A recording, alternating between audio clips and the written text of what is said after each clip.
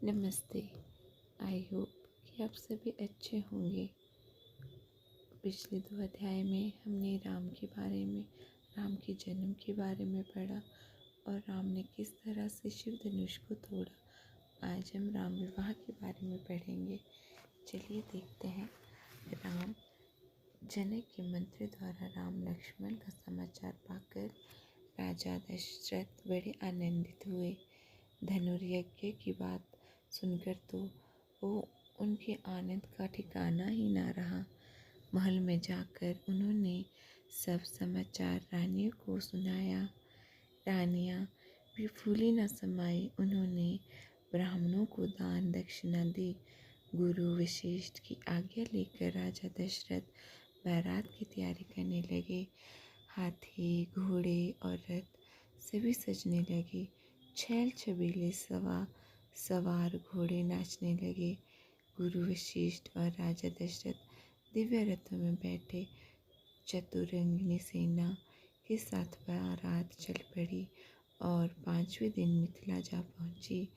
राजा जनक ने नगर के बाहर आकर बारात का स्वागत किया और भली भांति सजाए गए जनवासे में सबको ले जाकर यथा योग्य ठहराया।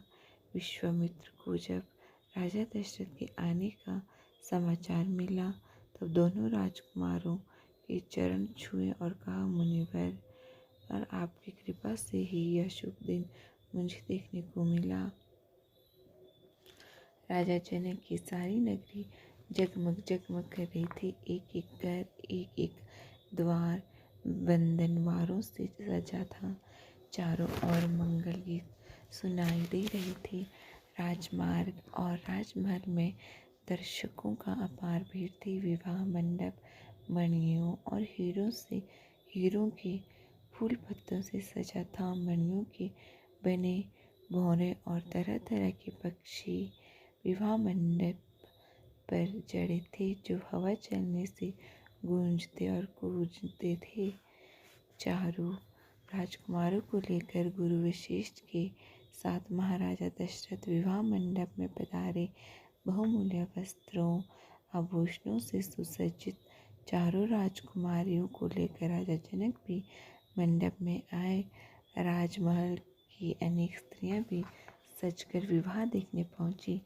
राजा जनक सीता को दिखाकर महाराज दशरथ से बोले, राजन, यह मेरी बेटी सीता है, जो मुझे हल चलाते समय पृथ्वी से मिली थी। आपके वीर पुत्र राम ने मेरा प्रण पूरा कर इसे वरण करने का अधिकार प्राप्त किया है। यह मेरी दूसरी पुत्री उर्मिला है। ये दोनों कन्याएं मेरे छोटे भाई कुशध्वज की है। बड़ी का नाम मांडवी है तथा छोटी का नाम श्रुतकीर्ति। मेरी इच्छा है कि सीता की विवाह के साथ इनका भी विवाह हो जाए। लक्ष्मण के लिए उर्मिला को, भरत के लिए मांडवी को और शत्रुघ्न के लिए श्रुतकीर्ति को स्वीकार कर मुझे कृतार्थ करे। जनक के प्रस्ताव को राजा दशरथ ने सहर्ष स्वीकार कर लिया। तब अग्नि के सामने चारों कन्याओं को अपने पतियों के हाथ में सौंपते हुए राजा जनक ने कहा कि कन्याओं को मैं तुम्हारे हाथ सौंपता हूँ। ये छाया की भांति तुम्हारे साथ रहेगी। तुम उनका प्राणी ग्रहण करो। ये इनकी सब तरह से रक्षा करना तुम्हारा धर्म होगा। गुरु वशिष्ठ और सतानंद ने वेद मंत्रों के साथ विधिवत विवाह कराया। तब राजा दशरथ राजकुमारों और पुत्रवधुओं को लेकर जनवासी लौट आए। जनक ने कन्याओं को मूल्यवान वस्तुएं दी और सब बारातियों को सुंदर उपहार दिए। राजा दशरथ ने भी सोने के सिंह मढ़ाकर दूध देने वाली सहस्त्रों गाय ब्राह्मणों को दान में दी। ये दूसरे दिन विश्वामित्र ने आकर राजा दशरथ को बधाई दी और सबसे विदा लेने वे अपने आश्रम को लौट कर कुछ दिन तक जनक का अधिक त्याग ग्रहण करने के पश्चात राजा दशरथ बरात के साथ अपने नगर की ओर लौट चले। वे कुछ ही दूर गए होंगे कि सहसा भयंकर आंधी से आई और उनके साथ ही क्रोध की साक्षात मूर्ति परशुराम फरसा और धनुषवाण लिए प्रकट हो गए। उन्हें देखते ही अयोध्यावासी डर के मारे अधमरे से हो गया और राजा दशरथ के तो होश उड़ गए। राम का रास्ता रोककर परशुराम बोले, राम, शिव के पुराने धनुष को तुरको तुम्हारा हौसला बहुत बढ़ गया है।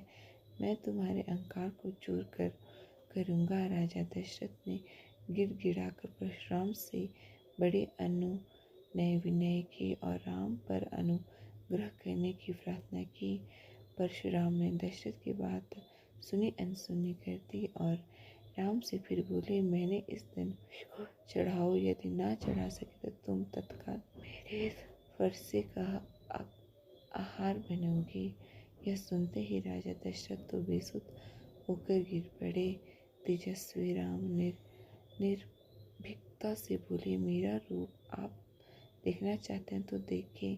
मैं इस वाहन से आपकी तपस्या का समस्त प्रभाव भी समाप्त करता हूँ और मनोगति से आकाश में विचरण करने की शक्ति नष्ट करता हूँ।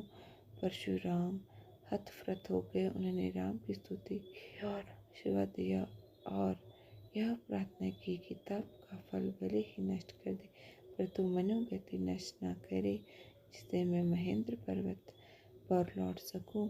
श्री राम ने उनकी बात मान ली। परशुराम राम की प्रशंसा करते हुए तत्काल चले गए। परशुराम के चले जाने के बाद बारात आगे बढ़ी।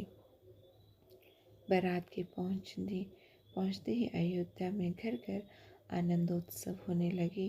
गलियों में शंख और मृदंग की ध्वनि गूंज उठी। स्त्रियों ने मंगल गान किया और फूल बरसाए।